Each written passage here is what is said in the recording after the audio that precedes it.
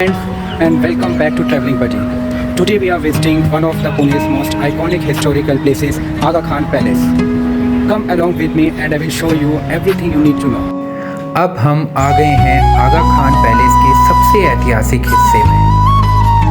यही वो जगह है जहां महात्मा गांधी, उनकी पत्नी कस्तूरबा गांधी और उनके सबसे करीबी सहयोगी महादेव देसाई को 1942 के भारत छोड़ो आंदोलन के बाद अंग्रेजों ने नज़रबंद रखा था। आज हम इन कमरों को करीबी से देखेंगे। सबसे पहले चलते हैं महात्मा गांधी के कमरे में। इस कमरे को देखकर सबसे पहले उनकी सादगी नजर आती है।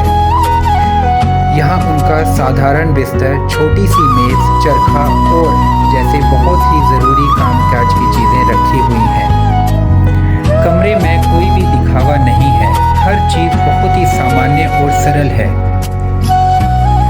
बापू का मानना था कि सादा जीवन ही सबसे अच्छा जीवन है और इस कमरे में वही भावना साफ दिखाई देती है। यहाँ रखी वस्तुएं हमें याद दिलाती हैं कि देश को आज़ादी दिलाने वाले महान नेता ने हमेशा अपना जीवन सादगी से भरा हुआ और अनुशासन वाला रास्ता चुना। अब हम चलते हैं कस्तूरबा गांधी के कमरे की ओर। यह कमरा देखने में भले ही छोटा और साधारण हो, लेकिन उनका इतिहास बहुत ही भावुक है। कस्तूरबा गांधी ने अपने जीवन के आखिरी कुछ दिन इसी पैलेस में गुजारे हैं। सन 1944 में उनका निधन भी इसी कमरे में हुआ था। कमरे में उनकी कुछ व्यक्तिगत वस्तुएं, तस्वीरें, उनसे जुड़ी हुई यादें आज भी सुरक्षित हैं।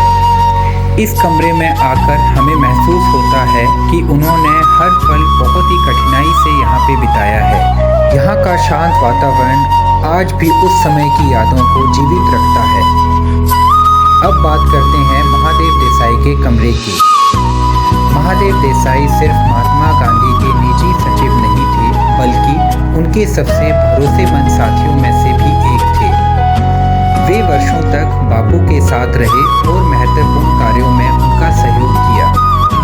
नज़रबंदी के दौरान ही 15 अगस्त 1942 को उनका निधन यहीं हुआ था। कमरे में उनकी स्मृति से जुड़ी हुई कुछ तस्वीरें और जानकारियाँ हैं। इसके अलावा पैलेस में एक छोटा सा म्यूजियम भी है, जहां पुराने दस्तावेज, फोटोज एंड स्वतंत्रता संग्राम से जुड़ी हुई काफ़ी ज़्यादा चीज़ें आपको देखने को मिल सकती हैं। अगर आप पुणे आएँ तो आगा खान पैलेस जरूर घूमें। यह जगह सिर्फ ना ही खूबसूरत है, बल्कि हमारे देश के इतिहास को एक अनमोल याद से भी जोड़ती है। ट्रैवलिंग बडी के साथ जुड़ने के लिए आपका धन्यवाद और लाइक, शेयर और सब्सक्राइब करना ना भूलें। तो जल्दी ही मिलते हैं अगले वीडियो में, तब तक के लिए धन्यवाद।